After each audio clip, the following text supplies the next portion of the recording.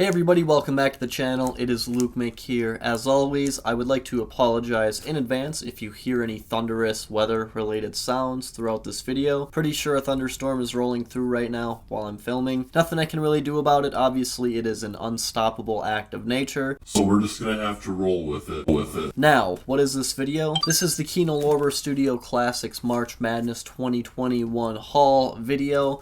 What a mouthful. Here's the box right here. Yes, it has been opened. I have watched one of the, I believe, 17 titles that I picked up during the sale. And I had to open it as I was taking it out of my mailbox because if you can see the box, it's pretty large and it just fit in the box. And my mail lady, instead of wanting to put it on the front step of my house, she crammed it into the box as hard as she could. And it was so tight that I couldn't get a grip on it, so I literally had to cut the box out of the mailbox. So let's get started with the first film off the top here, and what'd I tell you, we got some thunder coming in, huh? God just bowled a strike. Any of y'all heard that one?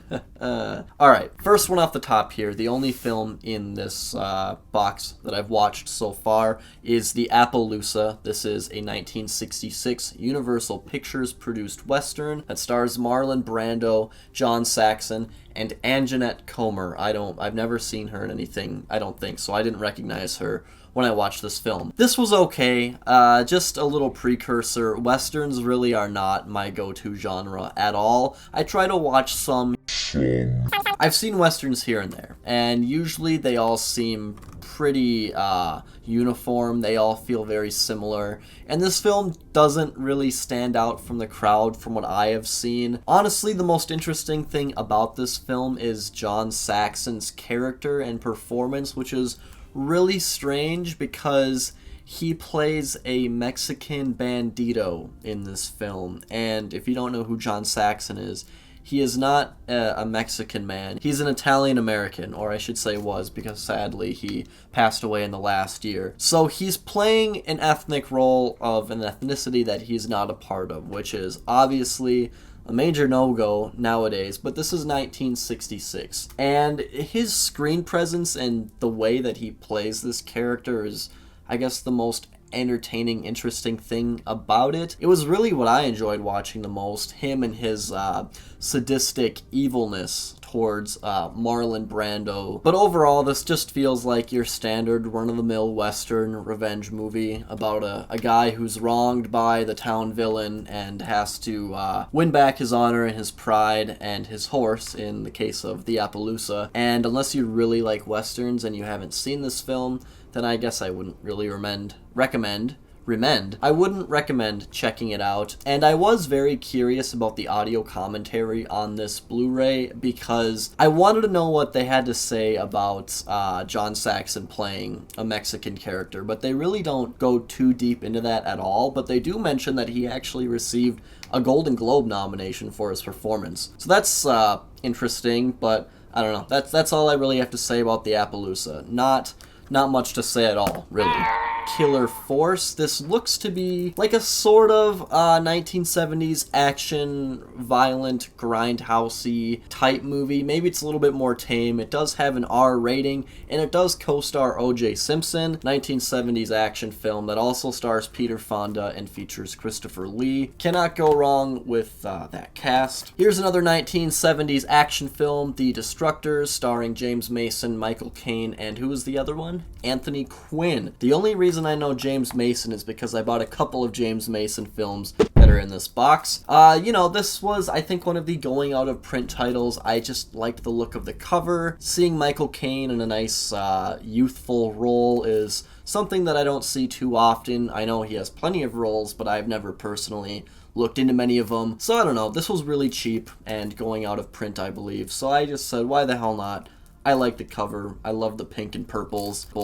Very pretty stuff. Another very similar cover, probably done by the same artist, honestly, and also a film that stars James Mason, is Cop Out. Cop Out. This seems very similar to The Destructors. It is a 1967 action, probably detective movie, cop movie, I would assume. I just really like the cover, and I'm wondering if this is actually the same director.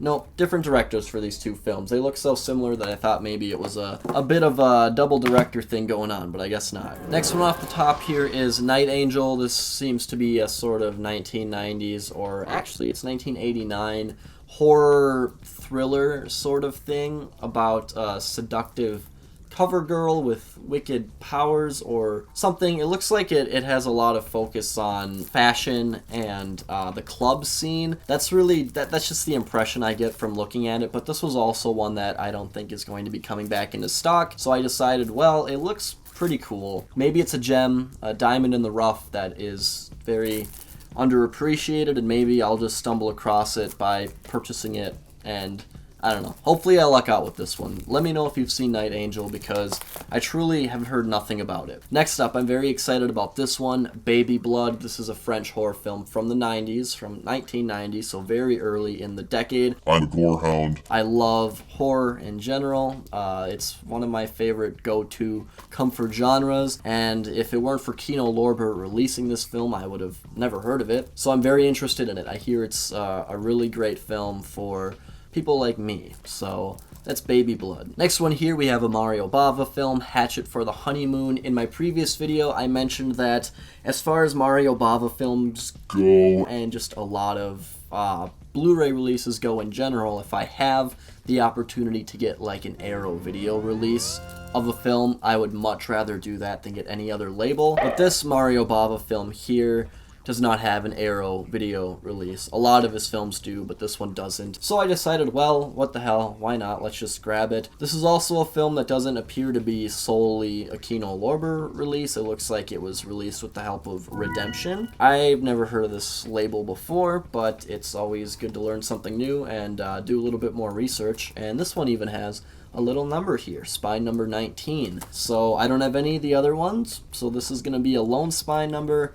on the shelf. And this film is rated PG. Out of all of the Mario Bava films I've seen, Bay of Blood, Blood and Black Lace, and maybe one other, I'm pretty sure they're all R-rated or unrated, so I wonder what a PG Mario Bava film is like. Hopefully not too tame, but we'll see. Next up, this one looks really exciting. Honestly, I'm very interested in this. It is called Street People. This stars Roger Moore and Stacy Keach, and this is a Roger Moore action film from 1976. So that would have been a little bit after his second Bond film, I think. That sounds about right. Pretty early on into his Bond career, and this is actually from an Italian filmmaker. Just Italian action or crime movies in general are something that make me pretty excited. I'm pretty sure this was filmed in and around Italy, at least that's what I would assume. Is transported from Sicily to a cathedral in San Francisco. Maybe it takes place in a couple different parts of the world. But regardless, this looks really exciting. I like the cover a lot. Looks very 70s Euro action, and I'm very interested in Street People. Diary of a Mad Housewife. I really just love the cover for this film, and it just seemed like a great sort of psychological drama to diversify this haul a little bit. I get some major Woman Under the Influence vibes from the title of this film. I think from what I read about it, I didn't read too much because I didn't want any spoilers or anything, but okay, I forgot this. I might have mentioned it in my previous video,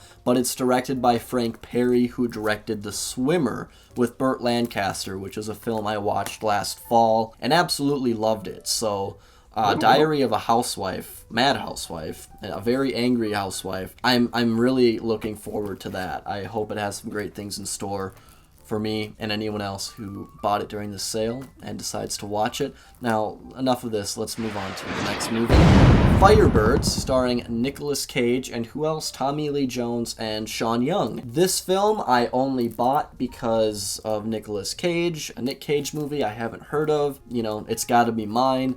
I'm assuming it's gonna be pretty fine. It's because I've never heard of it, I can't it doesn't look like it's going to be great, honestly. It really looks like a product of the late 80s, early 90s, and it just seems like the sort of film that came out and was forgotten. So I don't know, Firebirds. It might be okay. It's about, like, chopper pilots in the US Army. I don't know. Hopefully it's cool, but I really don't have high hopes for that one. This one, however, I have somewhat high hopes for as far as entertainment value goes, and that's Zoltan, Hound of Dracula. I love the back of this cover. It might be hard to see, but it looks like there's a pretty devilish Doberman there. You know, it's probably a pretty corny 70s horror movie. Hopefully some good gore, hopefully some fun killer dog moments. Let's hope Zoltan, Hound of Dracula, wets my whistle in the way that I hope it does. Nightmare Beach. Starring John Saxon and Michael Parks, we have a double whammy here. Really great top-billed actors here. Very excited for this one. It looks like a sort of slasher movie about a guy in a motorcycle suit, and that's about all I have to say. That, and it's actually an Umberto Lenzi film, which is fantastic. I've been having a lot of fun with the filmography of Lenzi lately, so yeah, I have high hopes for this one. Hopefully it's pretty bloody, good slasher, some exciting deaths maybe. Next up is And Soon the Darkness. This is a British horror thriller mystery sort of thing. From what I understand, it came out in 1970. This might be my favorite cover art of all of the films I purchased. I just love the different colors here. It gives me some very heavy giallo vibes. I know it's not an Italian film, but I feel like it's going to be sort of in the similar vein as a 70s giallo. And yeah, I couldn't be more excited for And Soon the Darkness. I don't know about the reception of this film. I don't know if people like it.